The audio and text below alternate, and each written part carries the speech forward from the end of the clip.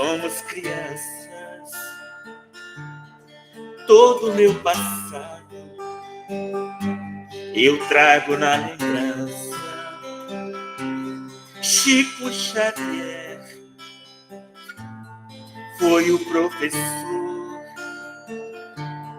exemplo de fé, exemplo de amor.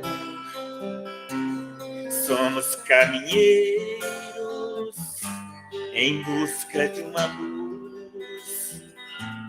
Chico mensageiro, o Mestre Jesus, amor e caridade, ele ensinou, exemplo de humildade, ele deixou.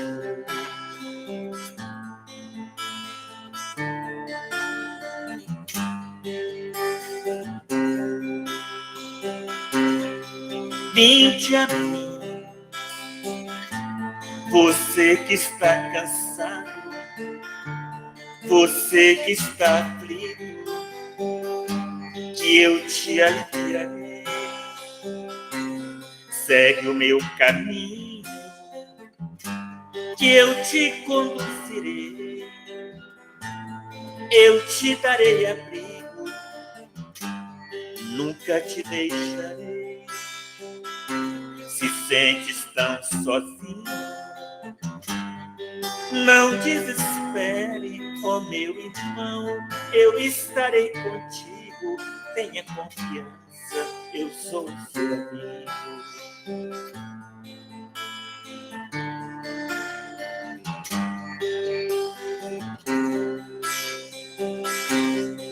Vinde a mim, você que está cansado, você que está aflito, que eu te aliviarei. Segue o meu caminho, que eu te conduzirei. Eu te darei abrigo, nunca te deixarei. Se sentes tão sozinho, não desespere, ó meu irmão, eu estarei contigo, tenha confiança, eu sou seu amigo. Eu estarei contigo, tenha confiança, eu sou seu amigo. Jesus.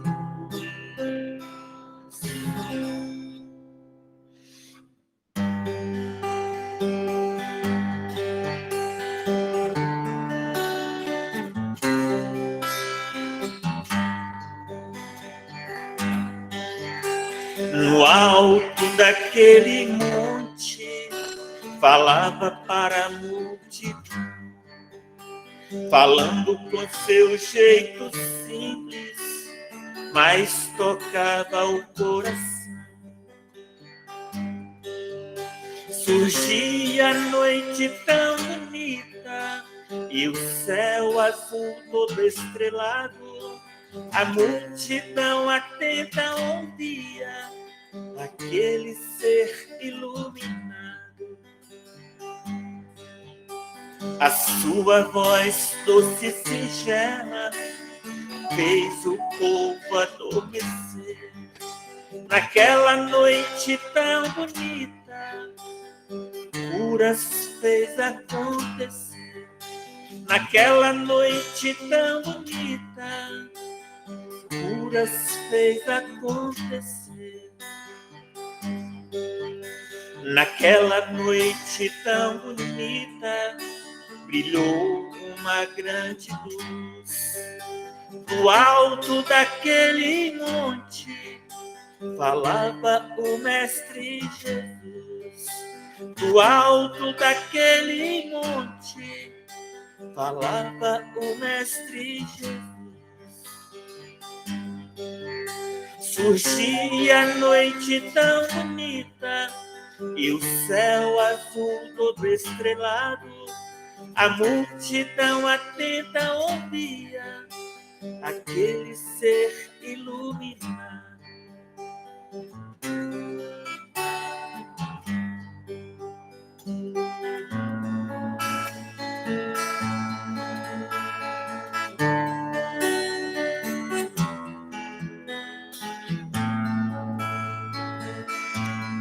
Pergunte aos céus se as estrelas brilham sem amor, porque as nuvens bailam sobre o ar, se a natureza foi Deus quem criou.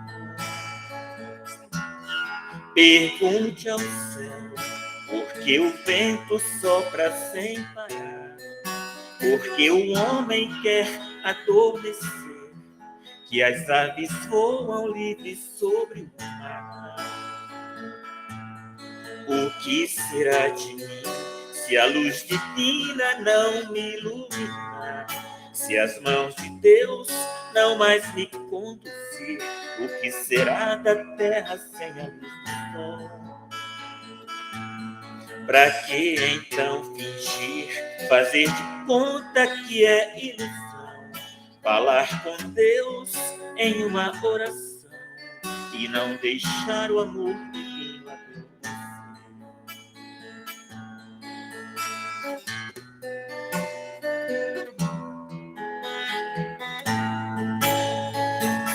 Quando o dia amanhecer e a luz do sol brilhar, agradeço a ti, Senhor,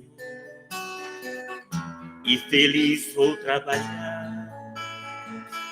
Vou seguindo o meu caminho, contemplando a luz do dia. Ouço pássaros cantando suas lindas melodias. Obrigado, meu Senhor, obrigado, meu Senhor, pelo dia que amanhece, pelos pássaros que cantam, pelo sol que me aquece.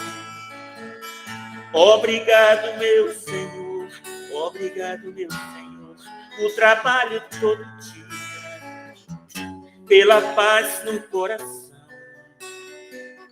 pela sua companhia. Obrigado, meu Senhor, obrigado, meu Senhor, pelas dores e aflições, pela minha voz que canta, alegrando os corações. Agradeço a ti, Senhor, obrigado, meu Senhor.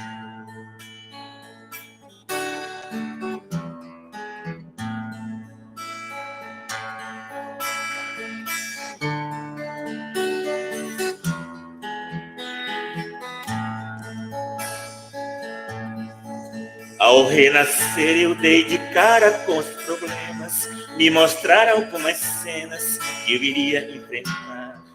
Fechei os olhos, elevei meu pensamento, era o meu melhor momento, tinha que aproveitar.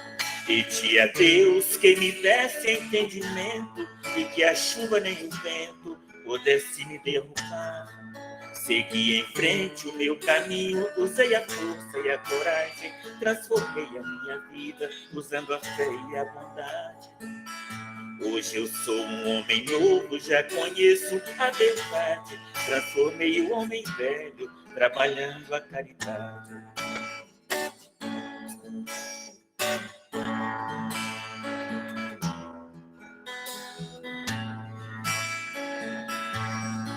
Ao renascer eu dei de cara com os problemas, me mostraram algumas cenas que eu iria enfrentar. Fechei os olhos, elevei meu pensamento, era o meu melhor momento, tinha que aproveitar. Pedi a Deus que me desse entendimento e que a chuva nem o vento pudesse me derrubar. Segui em frente o meu caminho, usei a força e a coragem, transformei a minha vida usando a fé e a bondade. Hoje eu sou um homem novo, já conheço a verdade, transformei o homem velho, trabalhando a caridade.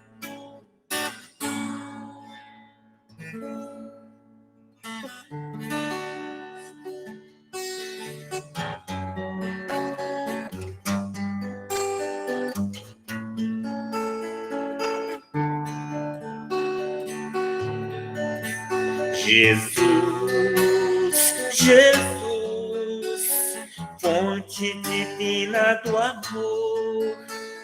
Seu olhar cura nossa dor, raios de luz que a todos conduz. Jesus, Jesus, alimento de nossas almas, voz que acalenta e acalma os corações. Jesus, Jesus, amigo fiel e companheiro, iluminou o mundo inteiro com seu amor. Com a sua humildade, naquele momento na cruz, deu seu perdão.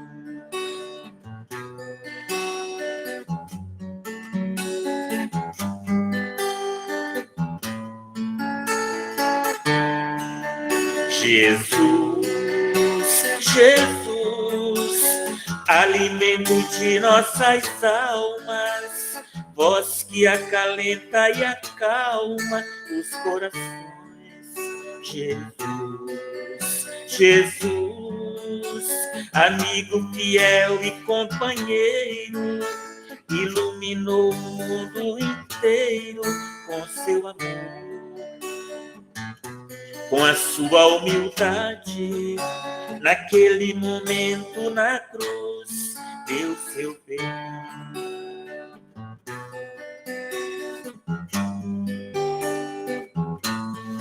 Deu seu perdão.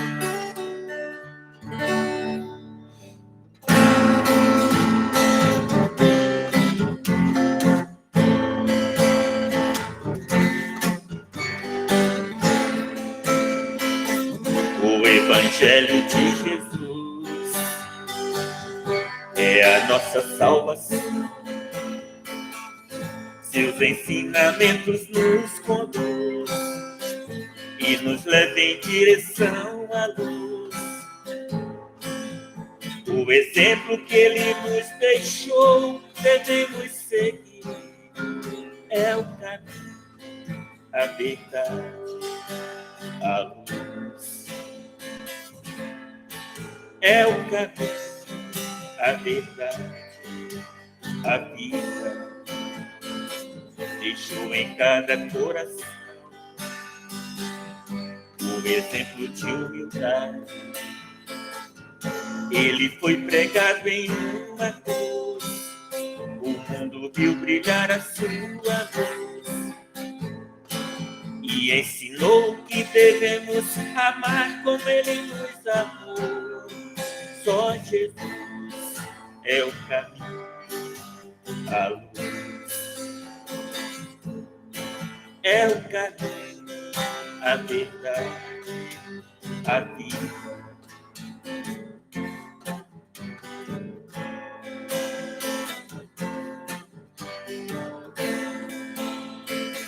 Deixou em cada coração o exemplo de humildade. Ele foi pregado em uma cruz, o mundo viu brilhar a sua luz e ensinou que devemos amar como ele nos amou. Só Jesus é o caminho, a luz. É o caminho, a verdade, a vida. É o caminho, a verdade, a vida.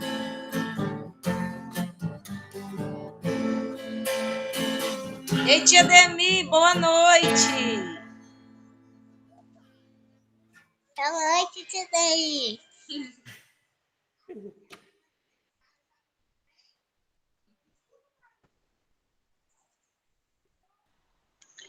Boa noite a todos. Boa noite, Aninha. Deus abençoa. Gratidão, Toninho. Obrigadão por tudo. Deus abençoe a todos nós. Seja bem-vinda, Fabiola Araújo. Sejam todos bem-vindos. Nós vamos estar fazendo aqui uma leitura do livro Centelha da Lei, Rafael Lavarini, a editora é Alma Nova. A forma de olhar. Atrás de cada olhar existe uma história. Logo, esteja atento aos pequenos gestos e sinais que as pessoas com as quais você convive demonstram no dia a dia. Muitas vezes, a sensibilidade diante de quem aparenta estar bem poderá mudar o quadro essencial das pessoas em questão.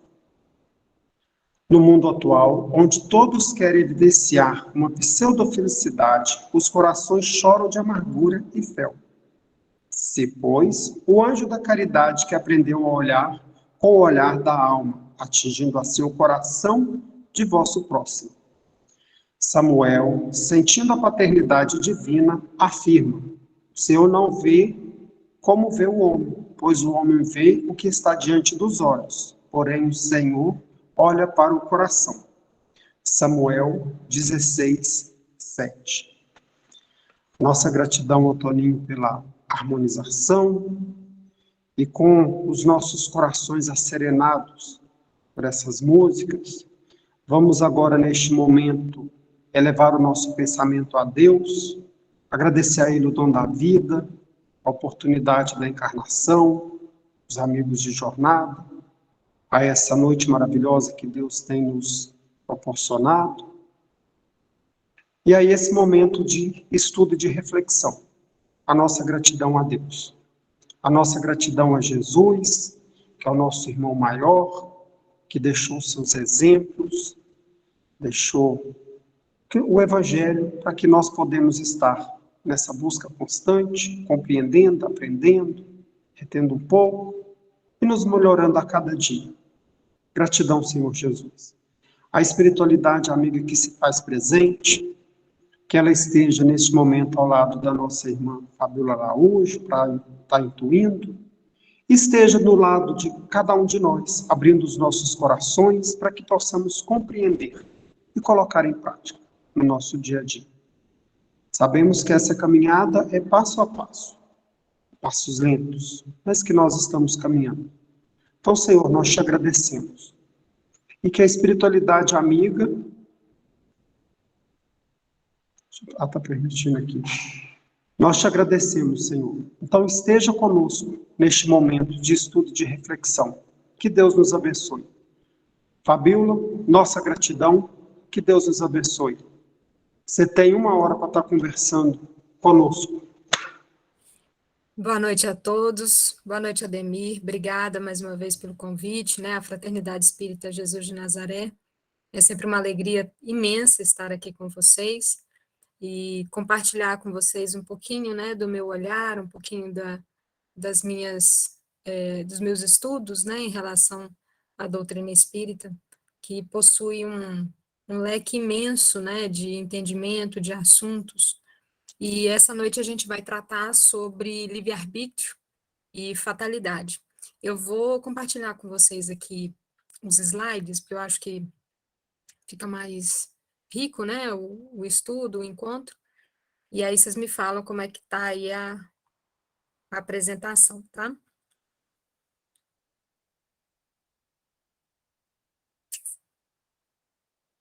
Deixa eu ver aqui.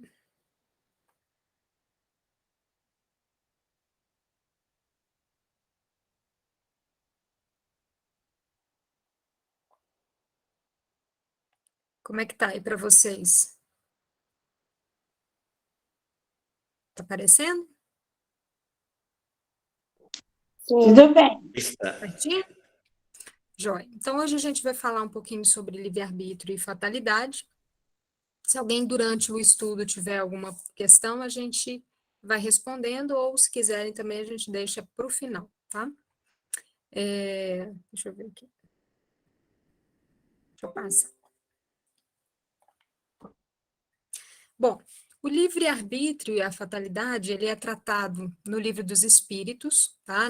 No livro 3º dele, em que Kardec intitula sobre as leis morais. É exatamente tratado no capítulo 10, sobre a lei da liberdade, porque o livre-arbítrio, ele tem uma forte relação com esse direito de liberdade que nós temos, né? Então, de forma precisa, Kardec insere o livre-arbítrio nesse capítulo, né? Claro, com o auxílio da espiritualidade, e ele é exatamente o item 5 desse capítulo. Isso aqui é só para a gente ter uma breve noção de onde a gente retira, né, essas informações.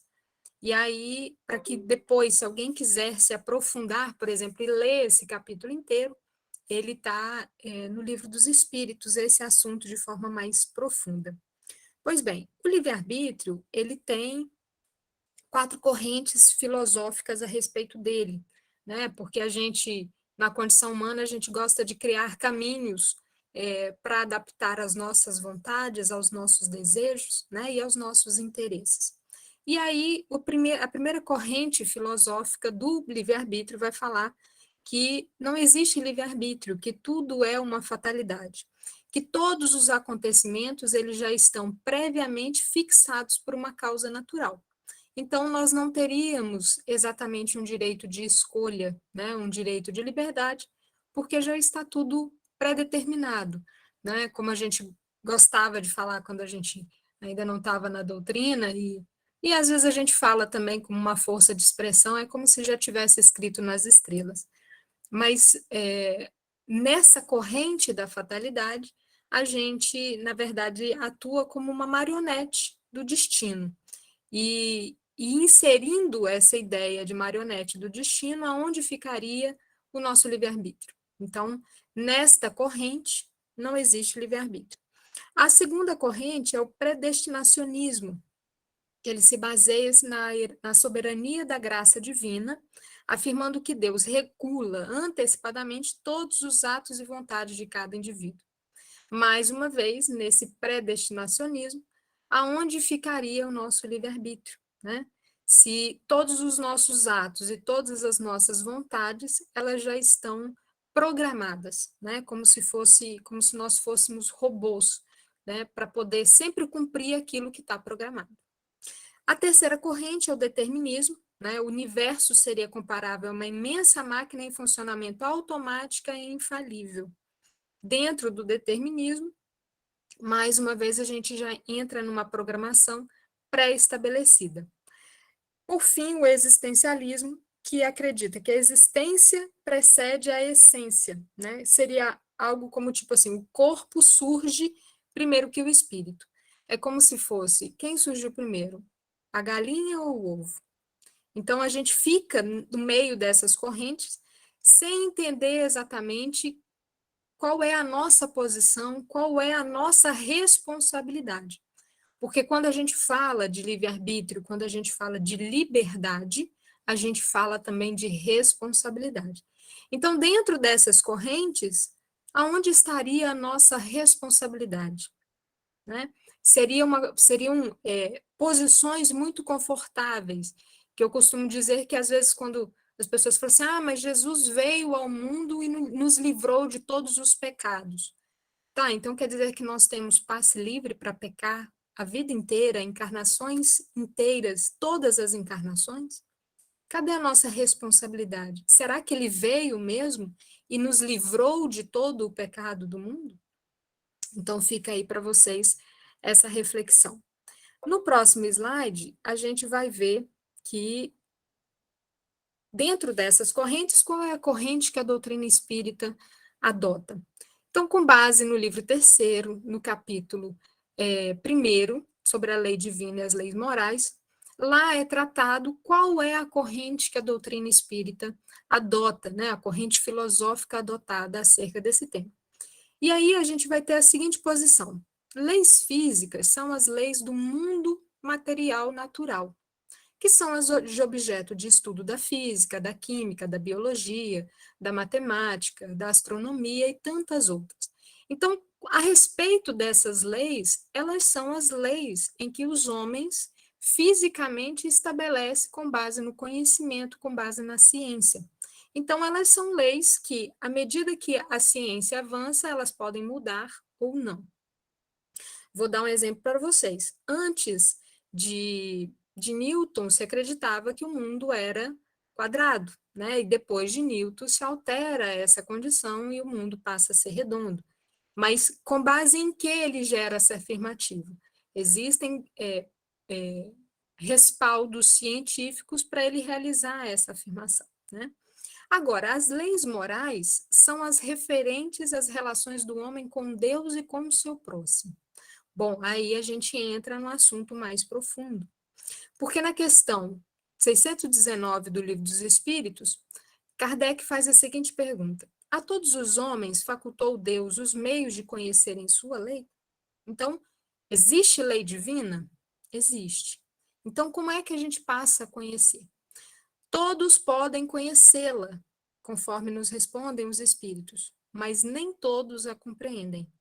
Os homens de bem e os que se decidem a investigá-la são os que melhor a compreendem.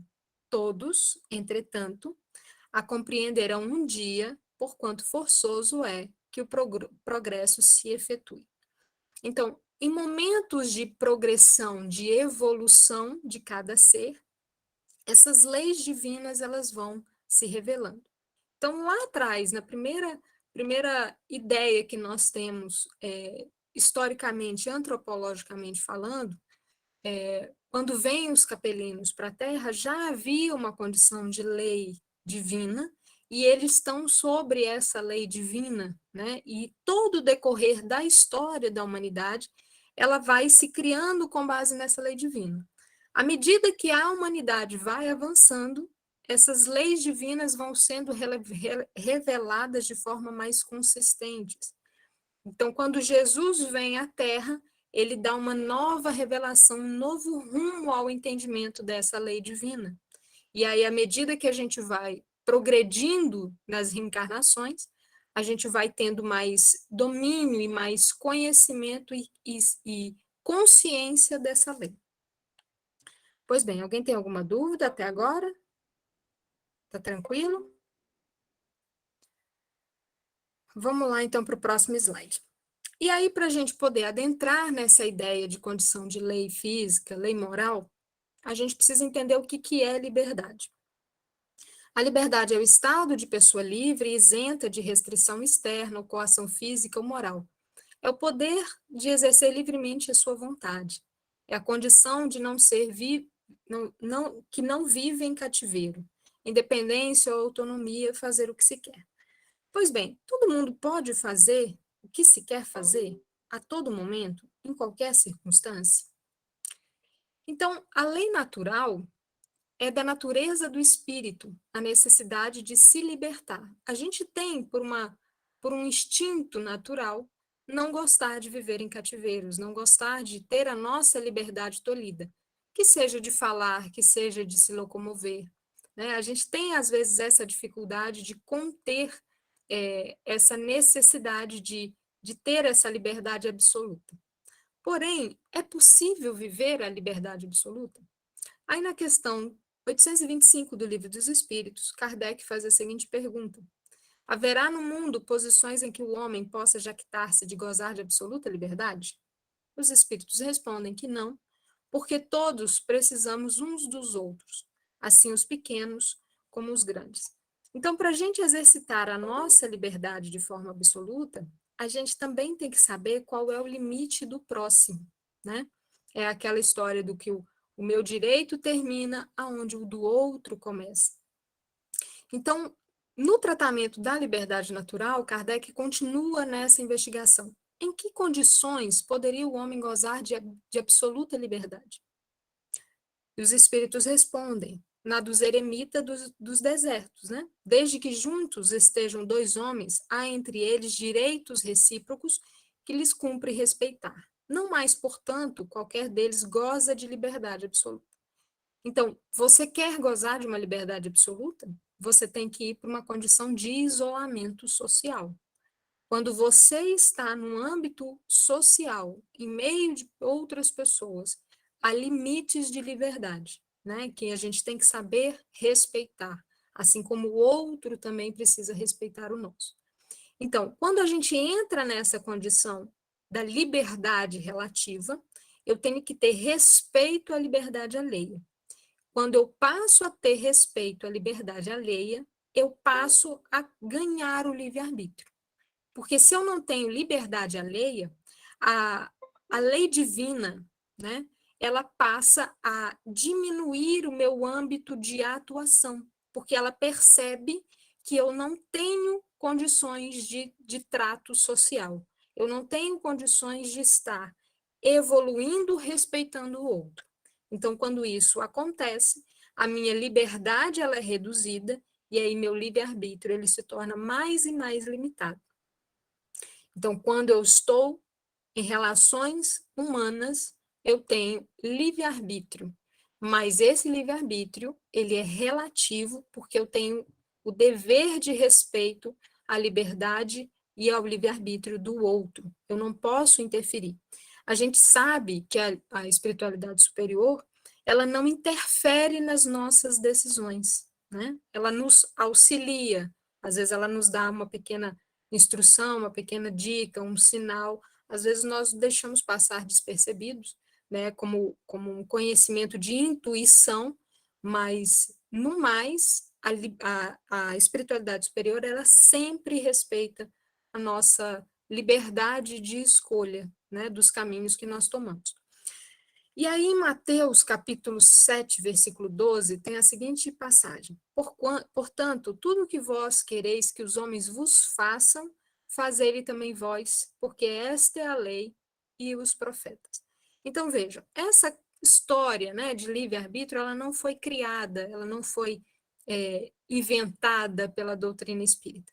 Já em Mateus, já havia essa condição, esse conhecimento de falar, a gente tem que fazer para o próximo o que nós gostaríamos que nos fizessem também. Isso é um limitador, né? Isso é um critério de respeito à liberdade do outro. E isso já estava no Novo Testamento. Seguindo para o próximo slide, a gente vai ver aqui que tem 3 formas de liberdade humana, tá? A primeira liberdade é a liberdade de agir, que é a liberdade de ação. Ela é absoluta ou relativa? Podemos fazer tudo o que nós queremos? E aí eu deixo essa reflexão e já insiro a seguinte questão a vocês. A gente pode ir a Júpiter na hora que a gente quiser? Eu particularmente, ainda não consigo fazer isso. E eu acredito que vocês também não.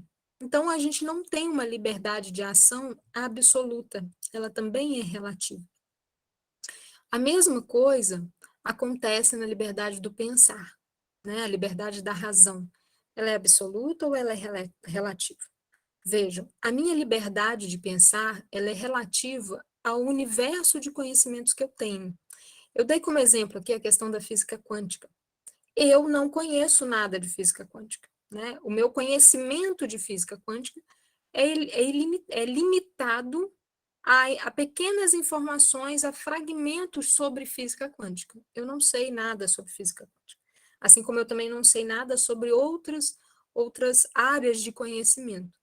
Mas eu tenho um domínio sobre alguns outros assuntos. Então, a minha liberdade de pensar, ela é limitada ao universo de conhecimento que eu já adquiri.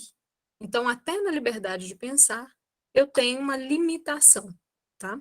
É claro que dentro daquilo que eu estou vendo ou dentro daquilo que eu sei, a minha liberdade ela pode ser absoluta, tá? Então, depende da posição em que eu me encontro diante dessa liberdade. E a liberdade do querer, né? É a liberdade da vontade. É aí que reside o nosso livre-arbítrio. Exatamente na liberdade de querer ou não é que reside a minha atuação com relação ao livre-arbítrio. É onde a gente realiza as escolhas, né? Eu quero ou não quero ir para Júpiter? Eu quero ou não quero pensar em tal coisa? É aí que a gente passa a atuar no livre-arbítrio e, por consequência, a lei de causa e efeito passa a agir também. Porque Deus não impõe nada, né? Deus não impõe que a gente vá a Júpiter, Deus não impõe que a gente fique em determinado lugar, Deus não impõe que a gente fique com determinadas pessoas. Então, a partir do momento que nós realizamos as escolhas, nós nos sujeitamos às leis divinas e, por consequência, aos seus resultados, né, dessas escolhas, às consequências dessas escolhas. Então, a liberdade de pensamento e a liberdade de consciência, que muitas vezes a gente tem dificuldade de diferenciar. O que é liberdade de pensamento e liberdade de consciência?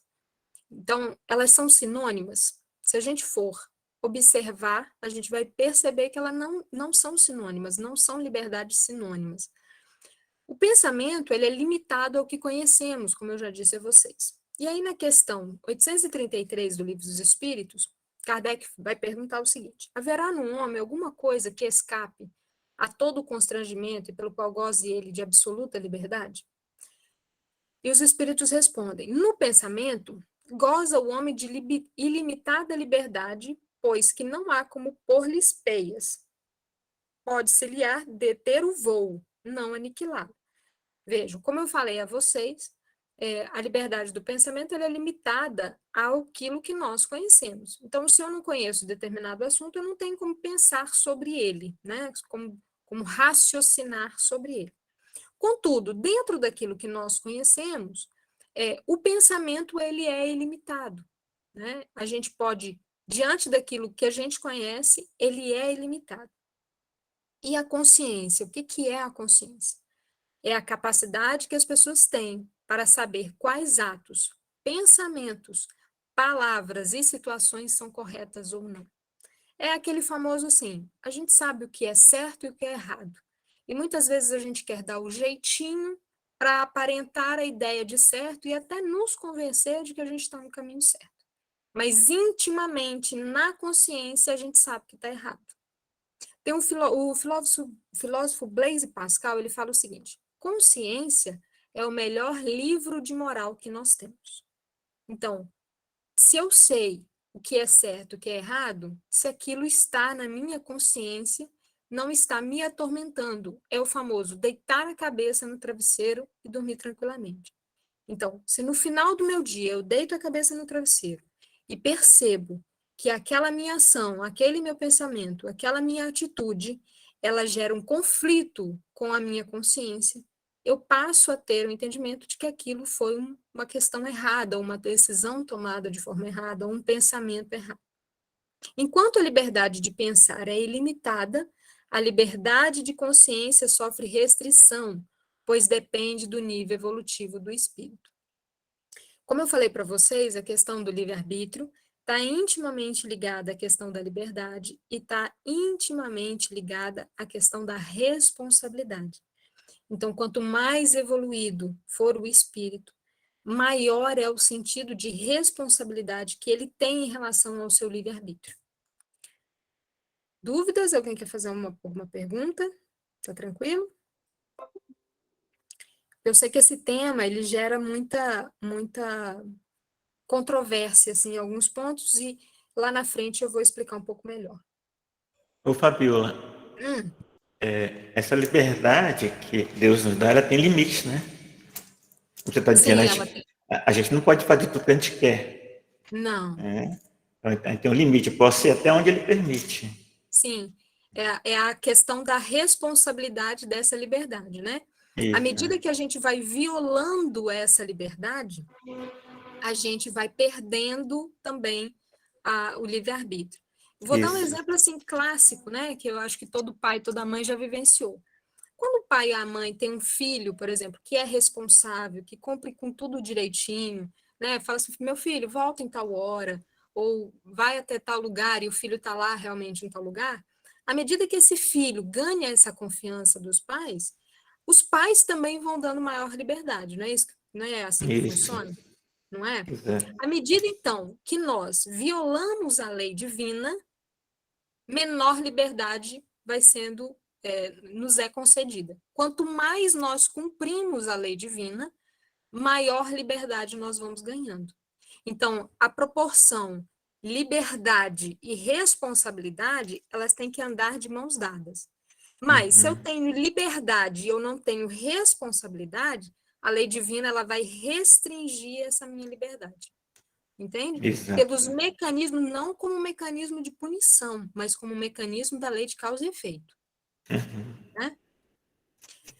Então, vamos lá. Então, a liberdade de pensar e a liberdade de consciência no livro de Divaldo Franco com Joana de Anjos, que se chama Leis Morais da Vida, Joana e Divaldo vão nos falar o seguinte: intrinsecamente livres, criado para a vida feliz, o homem traz, no entanto, íncitos na própria consciência os limites da sua liberdade. Vejam, Deus não nos criou para ser limitados. Deus não nos criou para nos tolir. Deus nos criou para sermos livres, de forma absoluta, para a gente ter uma liberdade plena. Contudo, quando a gente viola essa liberdade, a responsabilidade dessa liberdade, a gente acaba atraindo a lei de causa e efeito e, por consequência, a gente tem aquela sensação de que Deus está sendo punitivo para conosco. No entanto, a gente vem, quando a gente reencarna, a gente vem com esses limites da liberdade. Vejam, às vezes a pessoa ela tem uma certa dificuldade com um determinado vício. Aí ela sabe que ela não pode beber porque o fígado dói, o rim reclama, o estômago também vai reclamar. Então, vejam, o mecanismo físico da lei para falar assim, fulano, você não pode abusar da bebida, já vem organicamente. Isso é um limite. Então, esse limite gera uma consciência. A pessoa tem consciência, eu não posso beber. Então, se ela vem e bebe, ela sabe que ela está violando esse limite. Porque já está automaticamente inserido no organismo essa limitação. Então, se ela vem e viola essa limitação, porque a gente vem, eu falo que nós reencarnamos com gatilhos. Nós acionamos a lei de causa e efeito no momento em que a gente viola essa liberdade. Então, se eu sei que eu não posso com bebida alcoólica, isso é um gatilho, porque o meu organismo já veio preparado com esse gatilho. E eu fico acionando esse gatilho o tempo todo, indo em festas, bebendo, bebendo, bebendo. O que vai acontecer numa próxima encarnação e qual que é a consequência nessa encarnação para mim? Percebam como é o mecanismo que é utilizado? A gente pode utilizar inúmeros exemplos aqui, né, a respeito disso. Mas a lei divina, ela já nos traz essas limitações na consciência. A gente passa a ter essa consciência à medida que a gente se conhece. Eu sempre falo isso, que a melhor forma da gente entender qual foi o nosso planejamento reencarnatório é observar as nossas tendências, os nossos pensamentos, né? Observar qual é o mecanismo biológico que eu funciono. Eu tenho uma certa dificuldade com comida. Vamos dar um exemplo, porque raramente a minha dificuldade pessoal é com doce. Então, eu tenho que ficar muito atenta a isso, né? Porque isso é um mecanismo, às vezes, que a espiritualidade está usando para poder me chamar a atenção. E eu tenho que ter olhos para ver isso, né? Então, cada um busque aí, fisicamente, socialmente, na família, quais são as suas dificuldades? Esses são os limitadores, né, da nossa liberdade. Então, às vezes, eu tenho um pai difícil, uma mãe difícil, isso são limitadores. Por que eu tenho esse pai difícil? Por que o meu pai não é o vizinho? Né? Porque quando a gente é criança, a gente costuma dizer: o pai da minha amiga é muito melhor do que o meu, porque o meu me castra, porque o meu restringe. Porque no planejamento, meu caro e minha cara, a restrição que aquele ser que veio na condição de pai, que ele vai te favorecer, já é um limitador para você não violar mais ainda a lei. Entende? Então, esses mecanismos todos são utilizados nesse caminho de livre-arbítrio, né? Para que a gente não viole mais ainda. E aí, cabe nos observar isso. E aí vem Paulo de Tarso e fala: tudo me é lícito, mas nem tudo me convém. E a essa frase de Paulo de Tarso, eu acrescento aquele, é um filósofo, eu sempre esqueço o nome dele. Eu vou lembrar. Ele fala o seguinte, ele fala assim: para eu saber se eu estou sendo ético ou correto, é só eu conjugar esses 4 verbos. Ele fala assim: nem tudo que eu quero eu posso. Nem tudo que eu posso, eu devo. E nem tudo que eu devo, eu quero. Então, se a gente fizer a conjugação disso aí, a gente vai perceber. Nem tudo que eu quero, eu posso. Então, você imagina se tudo que eu quiser, eu puder realizar, né? Às vezes, no momento de raiva, a gente às vezes fala assim, eu quero esganar fulano. Eu quero, mas eu não posso, né? O que eu posso, às vezes, eu não devo. E, às vezes, o que eu devo, eu não quero. Então, se a gente aprender a conjugar esses verbos, né, de ação, a gente vai conseguir entender quais são os nossos limites e vai também automaticamente respeitar o limite do outro. Vamos lá, prosseguindo então. No próximo slide aqui, a gente tem a seguinte pergunta: o livre-arbítrio é uma ilusão? Porque a gente fala assim, tá, eu tenho, mas não tenho, né? É uma liberdade relativa. Quer dizer, eu posso ter liberdade ou não posso? A gente fica naquele limbo, né, às vezes, de confusão. Então, para a gente entender melhor isso, livre-arbítrio é a faculdade que tem o indivíduo de determinar a sua própria vontade. Em outras palavras, a possibilidade que ele tem de, entre duas ou mais razões suficientes de querer ou de agir, escolher uma delas e fazer que prevaleça sobre as outras. Esse conceito está no livro As Leis Morais, de Rodolfo Caligares, no item livre-arbítrio, que ele trata sobre esse assunto. Então, vejam, quando nós estamos sobre duas questões a decidir, nós estamos sempre diante do livre-arbítrio. Então, usando esse exemplo, né, às vezes de um vício com bebida, eu devo ou não beber? Percebe? Aí reside o seu livre-arbítrio.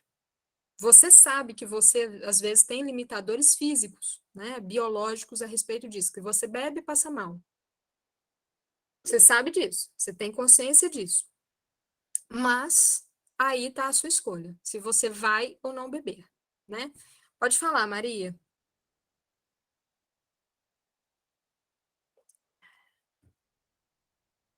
Não estou te ouvindo, seu microfone está fechado. Boa noite, desculpa. Boa noite. Essas questões que você expõe são difíceis, mas elas são mais fáceis de ser captadas e da gente ter um equilíbrio, entre aspas. Uhum. Mas eu acho que a maior dificuldade, hoje está muito comum a gente ouvir as pessoas falarem assim, essa é a minha verdade. Nós vivemos em uma sociedade, né? E nós convivemos com pessoas, com seres humanos, que um outro, em contrapartida, vai falar assim, mas essa é a minha verdade. E quando você fala em marionetes, eu me sinto ali numa marionete, sabe? E é um momento que eu não sei como agir. É um momento que ele fala assim, Deus sabe, como você disse, a célebre frase, né? Deus é que sabe, né? Porque eu acho que eu tenho um livre-arbítrio de acreditar em X ou Y, mas cada um está com a sua verdade.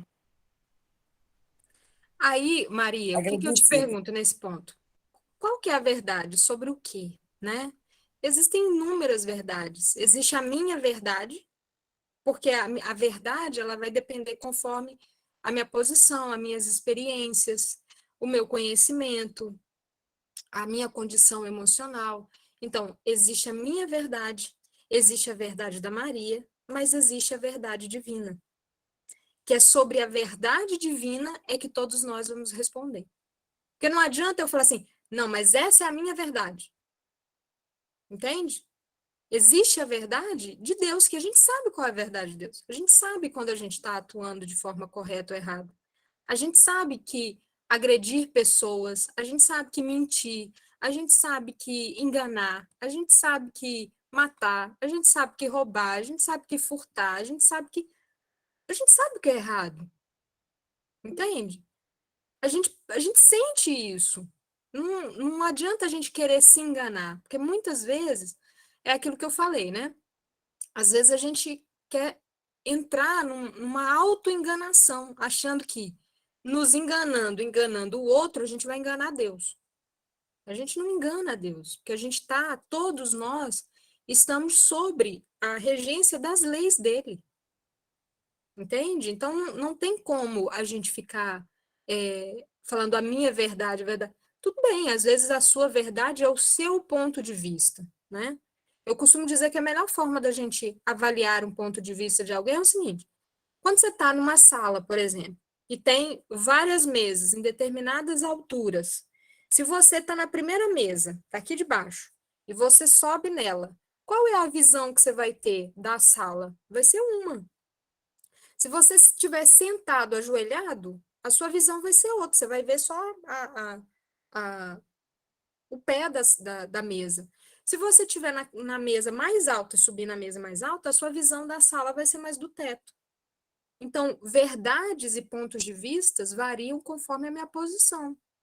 Né? Eu estou na posição de vítima, eu estou na posição de algoz. Né? E a gente lembrando que não existe vítimas e algozes, né? A gente muda de posição o tempo todo. Por isso que é importante a gente ter empatia. A gente olhar para o outro, para o erro do outro, para a falha do outro, com empatia. Falar assim, o outro errou, mas eu também poderia ter errado. Será que eu faria diferente? Porque às vezes a gente fala assim, o governante, né? A gente gosta de usar muito esses exemplos políticos. O governante X está lá na posição de poder. Será que se a gente estivesse na posição do governante X, a gente faria tão diferente assim? Será que nós somos mas tão perfeitos a ponto de julgar quem está naquela posição e que está falhando? Eu sempre me lembro de uma passagem de Chico, em que uma certa vez ele estava mexendo em alguns jornais e recortando jornais de fatos trágicos, né? De pessoas que mataram fulana, de situações assim. E aí chega uma das colaboradores dele e fala assim, Chico, você está cortando esses jornais para rezar pela vítima, né? Aí Chico responde para ela, não, minha querida, eu estou cortando para rezar pelos algozes. Porque a gente muitas vezes se coloca na posição de julgadores dessas pessoas e se esquece de ter empatia com o erro do outro. Então, é por isso que é importante a gente sempre pensar o seguinte, eu estou andando conforme a lei divina? Se eu estou andando pautado pela lei divina, eu estou bem, eu estou dentro daquele meu exercício de liberdade e livre-arbítrio que Deus me concedeu. Então, a minha responsabilidade para com a lei, ela é muito menor em relação ao outro que está errando, né? Agora, se eu me colocar na posição de julgadora do outro, aí eu estou violando a lei. E a gente sabe disso, né? Porque a gente gosta de apontar para os outros as falhas dos outros, né? E esquece de olhar para as nossas próprias falhas. Pode falar, Antônio. Eu só queria trazer aqui uma coisa que aconteceu comigo. Quando eu era mais novo, eu trabalhava na oficina mecânica e me convidaram para ir num lugar comer carne, tomar cerveja. Aí eu falei com o moço, eu não bebo, não como carne. Tá? Não, vamos lá, você bater papo. Tá? Aí eu cheguei lá, sentei, aí o garçom encheu o copo de cerveja. Né? Eu falei, não bebo não, tomei um pouquinho. Tá? Ele deu uma bicadinha, né? Aí fui tomando bicada e comendo, ainda comia carne nessa época ainda. Aí eu consegui chegar meio copo. Aí ele veio encheu de novo, eu falei, não quero mais não. Aí deixei ali, fui dando aquela bicadinha assim. Aí todo mundo foi levantando da mesa, eu não consegui levantar da cadeira. Quando eu consegui levantar, eu tive que segurar nas mesmas paredes para conseguir sair. Entendeu? Aí eu falei, gente, eu não vou, nunca mais eu bebo. Eu cheguei em casa com medo do meu pai. A sorte minha é que já estava todo mundo assim dentro de casa, era 7 horas, minha mãe tinha medo de deixar a porta encostada. Eu cheguei de mansinho, entrei no banheiro, tomei um banho frio, fui para a cama de ninguém por saber que eu bebi. Aí nunca mais eu bebi. E hoje não tomo nada de álcool, nem refrigerante eu tomo hoje. Ô, Antônio, tá vendo como a gente sabe como é que a nossa consciência, ela não fala, não, ela grita com a gente, Exatamente. né? A consciência, ela grita com a gente sabe quando a gente está no caminho errado. A gente Exatamente. quer se esconder, né? Esse relato que você me disse, ele me lembra muito aquela passagem de Gênesis, né? né, dos dois, acho que é capítulo 2, em que quando Adão e Eva comem, né, do fruto proibido, que não era uma maçã, diga-se de passagem, eles ficam com vergonha, Isso. né, por ter violado a lei divina. Naquela passagem já começa essa ideia de violação da lei divina, né? Mas não vamos entrar nela não, porque senão ela vai dar pano para manga. Então vamos lá. Então o livre-arbítrio é uma ilusão? Na questão 843, Kardec pergunta: tem o homem livre-arbítrio de seus atos? Aí os espíritos respondem: pois que tem a liberdade de pensar, tem igualmente a liberdade de obrar. Sem o livre-arbítrio, o homem seria uma máquina. Então, a doutrina espírita, ela preza pelo livre-arbítrio. Qual é a filosofia da doutrina espírita? O livre-arbítrio. Se a gente tem a liberdade de pensar, claro, dentro daquele universo de conhecimento e informações que nós também temos a liberdade de realizar. A questão 75A, eles perguntam assim: por que nem sempre é guia infalível a razão? Seria infalível se não fosse falseada pela má educação, pelo orgulho e pelo egoísmo. O instinto não raciocina, a razão permite a escolha e dá ao homem ao livre-arbítrio. Então, quando nós adquirimos a condição hominal, né, quando nós ultrapassamos o reino mineral, vegetal e animal e alcançamos a condição hominal, nós ganhamos o livre-arbítrio. É claro que quando nós iniciamos a nossa escala evolutiva na condição hominal, tá? O nosso livre-arbítrio, ele é um pouco limitado. Por quê? Mais limitado do que o normal. Porque, na verdade, a gente ainda não tem um nível de consciência. Isso, gente, eu estou falando lá para aquela primeira primata que foi encontrada aqui, acho que em Minas Gerais, a Luzia. Não sei se vocês viram reportagem a respeito disso.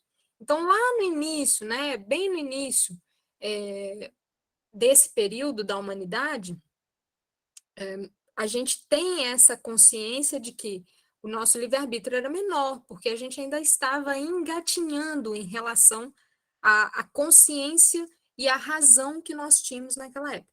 Mas hoje em dia, né, depois de mais de 3, 4 mil anos depois, né, a gente sabe que o nosso livre-arbítrio, ele deu um salto imenso, mas ele deu um salto imenso porque também nós assumimos maiores responsabilidades. Então, o livre-arbítrio, ele passa a ser uma conquista do espírito. Então, à medida que o ser vai evoluindo, ele vai conquistando mais ou menos livre-arbítrio, tá? Isso tudo depende conforme a atuação que a gente tem durante a encarnação. Então, a evolução do livre-arbítrio, ela ocorre ao longo da trajetória individual, tá? Desse espírito, desse ser que está em progresso evolutivo. Vamos partir aqui. E aí, como eu falei para vocês, eu já tinha antecipado, né? O livre-arbítrio, ele está associado, intimamente associado à responsabilidade. O direito natural de liberdade está atrelado ao da responsabilidade, ou seja, quanto mais livre é o indivíduo, mais responsável ele é. A noção de responsabilidade, ela está ligada ao cumprimento dos deveres sociais e morais para consigo mesmo e para com o próximo. Então, não adianta eu ser cumpridor dos deveres comigo se eu violo esse direito para com o outro. A associação das noções de liberdade e responsabilidade proporciona melhor exercício desse livre-arbítrio. Porque, veja, à medida que a gente vai ganhando consciência, a gente vai também ganhando melhor noção a respeito desse exercício do livre-arbítrio. Pois bem, vamos entrar agora na questão do livre-arbítrio e fatalidade. E a fatalidade, onde que ela fica no meio dessa situação toda? Questão 851 do Livro dos Espíritos. Haverá fatalidade nos acontecimentos da vida, conforme o sentido que se dá a este vocábulo? Quer dizer, todos os acontecimentos são pré-determinados? E, neste caso, que vem a ser o livre-arbítrio? Os espíritos respondem: a fatalidade existe unicamente pela escolha que o espírito fez ao encarnar desta ou daquela prova para sofrer. Escolhendo-a, institui para si uma espécie de destino, que é a consequência mesma da posição em que vem a achar-se colocado. Falo das provas físicas, pois, Pelo que toca às provas morais e às tentações, o espírito, conservando o livre-arbítrio quanto ao bem e ao mal, é sempre senhor de ceder ou de resistir. Ao vê-lo fraquejar, um bom espírito pode vir-lhe em auxílio, mas não pode influir sobre ele de maneira a dominar-lhe a vontade. Então, vejam bem, o que os espíritos estão falando aqui, né? A única fatalidade que existe é no momento que a gente reencarna. Ponto. Todas as outras coisas que nos acontecem fisicamente, elas são consequência das nossas escolhas, né? Então, vou dar um exemplo aqui. Às vezes a pessoa fala assim, eu não escolhi vir com um câncer, por exemplo, né? Às vezes as pessoas que estão passando por algum problema de saúde. Será? Ou será que as suas atitudes nesta encarnação não levaram ao surgimento disso? Porque vejam, toda situação de dor, ela gera para nós, e infelizmente, nós só aprendemos diante dela.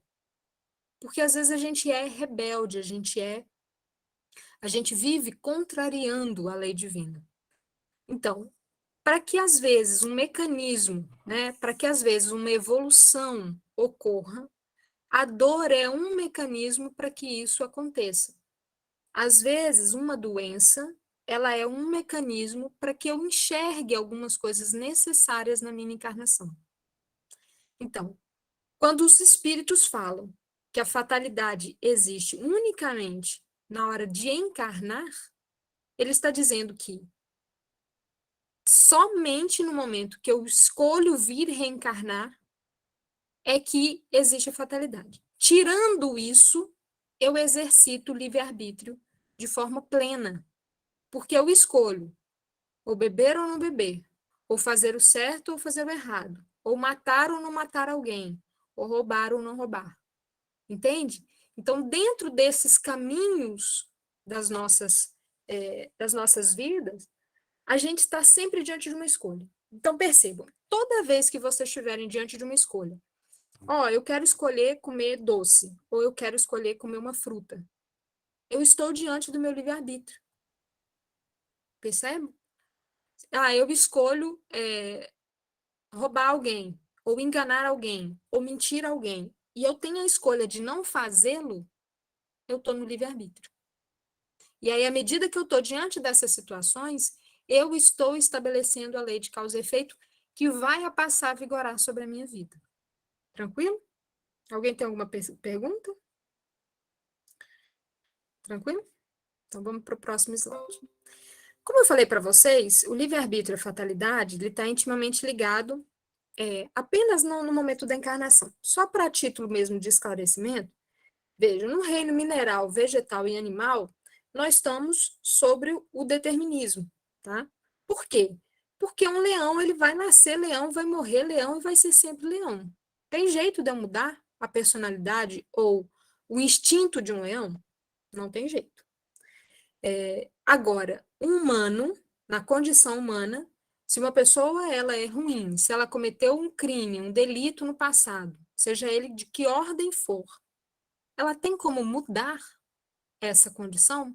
Tem, né? Ninguém precisa ser preso eterno. Não existe punição eterna.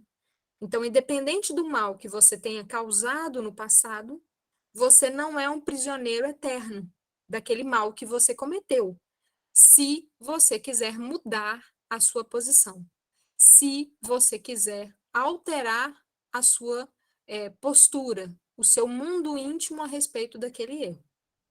Então, no reino humano, nós passamos a exercitar o livre-arbítrio. Como na questão 851 falou, o único momento que nós estamos sujeitos à fatalidade é no planejamento reencarnatório.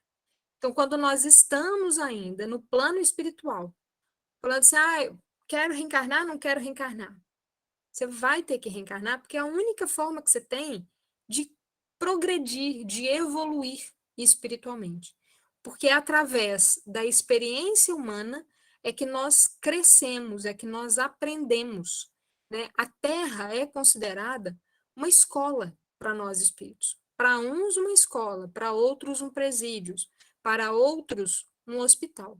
Então, conforme a sua necessidade, a Terra ela serve para essas finalidades, para aprender ou para você se curar na condição de presídio, ou você pode se achar um prisioneiro da condição reencarnatória, né?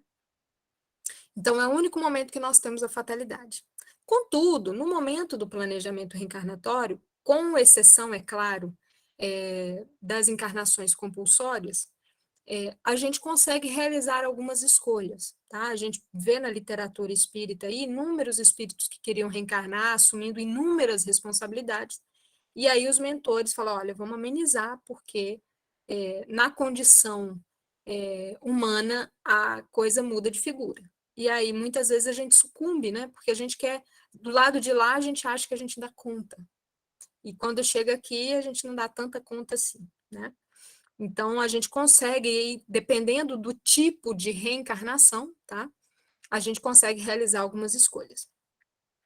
E, por fim, quando o espírito está desencarnado e encarnado, ele consegue exercitar o livre-arbítrio. Contudo, dependendo do estado vibratório que você se encontra quando está desencarnado, você não tem liberdade absoluta sobre determinados ambientes, né? Por uma questão vibratória, né? Num espírito que ainda está numa condição evolutiva precária, vamos dizer assim, né? Que está numa zona umbralina, ele não consegue alcançar altos níveis, né? De patamares espirituais. Vou dar um exemplo simples.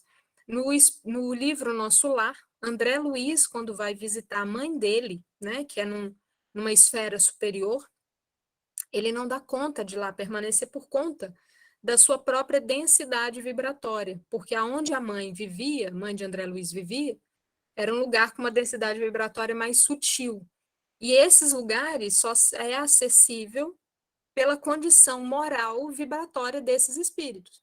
Então, quando um espírito de baixa condição vai a esses lugares, eles não dão conta de lá permanecer por conta dessa densidade vibratória. E aí, no livro Nosso Lar, André Luiz, inclusive, pede, né, para retornar a Nosso Lar, porque lá a vibração, ele não estava conseguindo ainda suportar a vibração do local, por ser muito sutil, tá? Então, nessa condição, a gente consegue ir alterando o estado evolutivo de cada um. O espírito goza sempre de livre-arbítrio. Em virtude dessa liberdade é que escolhe, quando desencarnado, as provas da vida corporal e que, quando encarnado, decide fazer ou não, procedendo à escolha entre o bem e o mal. Então, quando a gente está num estado de espírito, né? O espírito ele pode escolher as provas e expiações que serão vividas por ele na existência humana.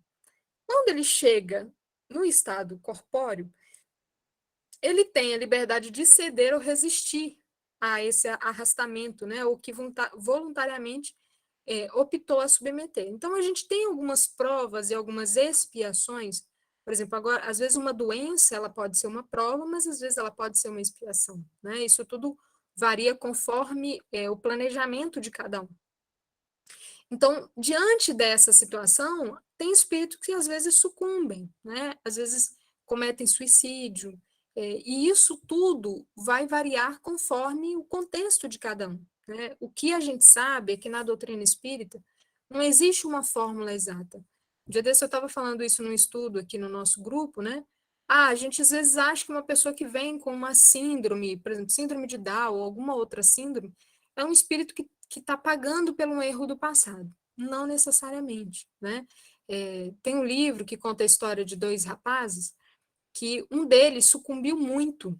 Ele era violinista, né? E em muitas encarnações ele usava o talento dele no violino, com o violino, para poder cometer furtos, fraudes, enganar mulheres.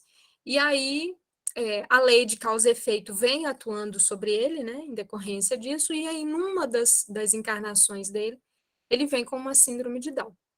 E aí o espírito, o mentor dele, a fim de auxiliar ele nessa encarnação com síndrome de Down, ele nasce numa família vizinha desse espírito, né, que estava com muitas falhas, esse violinista, vamos falar assim. Então, o mentor dele vem numa condição como a síndrome de Down, era um espírito já evoluído, que não precisava reencarnar, mas encarna para poder auxiliar esse outro espírito, e vem com uma síndrome de Down, né? Então, a gente não pode nunca estabelecer como critério um padrão, uma doença, uma deficiência física, como uma punição da lei divina, né? Às vezes, muitas vezes, um espírito desse vem uma condição de missão, né? De auxiliar as pessoas que estão à sua volta, um vizinho, né? Por incrível que pareça. Tranquilo? Por fim, já caminhando para o final, estou conseguindo ver aí? Vamos lá. Qual que é o propósito, então, do livre-arbítrio? Não ouvides que todos nós estamos plantando espiritualmente no tempo.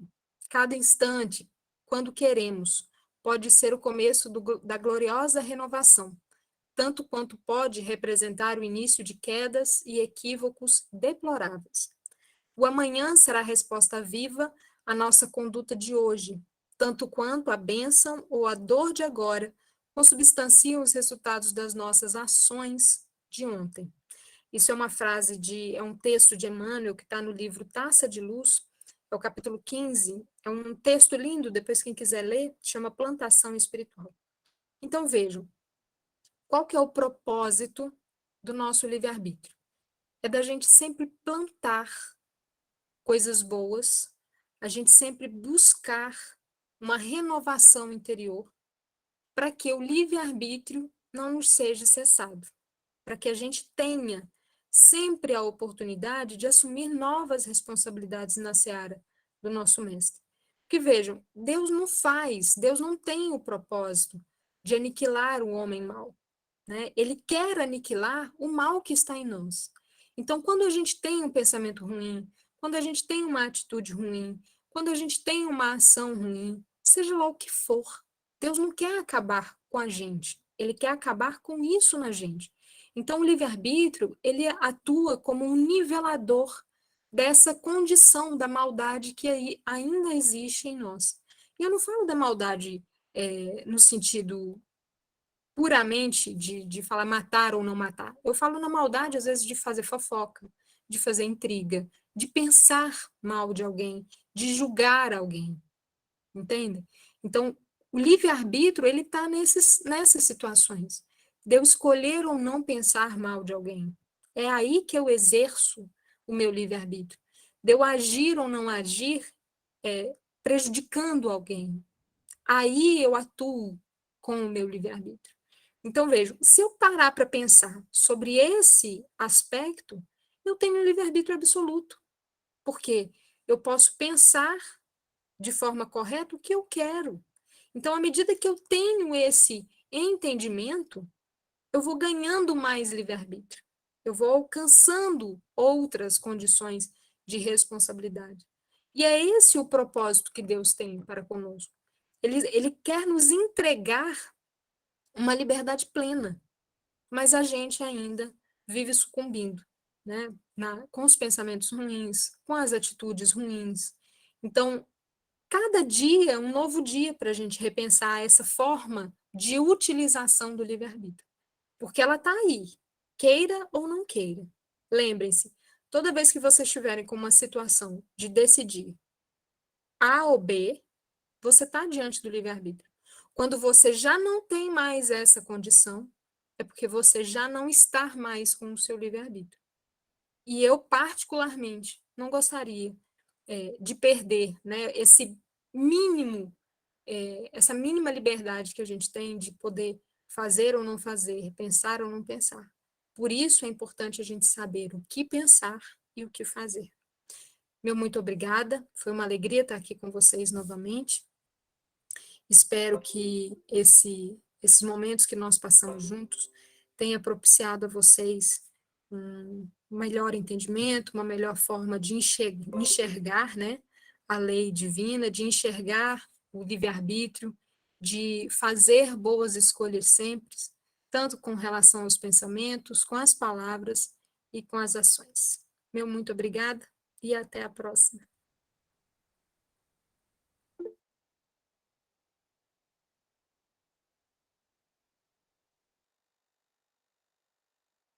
Eu faço a prece aqui para vocês. É para fazer a prece, não é isso? Tá. Então, sintonizados com essa lei divina, né, com todos os privilégios que Deus nos favorece a cada novo dia, que nós possamos, na nossa caminhada, Pai, exercitar o amor, a paz, a harmonia, o respeito, a caridade ao próximo, sempre pautados nas tuas leis, na tua vontade, que sejamos sempre instrumentos da tua luz e que possamos a cada dia refletir melhor sobre as nossas ações, sobre as nossas palavras, sobre os nossos pensamentos, a fim de que a nossa evolução seja sempre progressiva rumo a ti. Uma ótima semana a todos, que Deus nos abençoe, hoje e sempre. Forte abraço.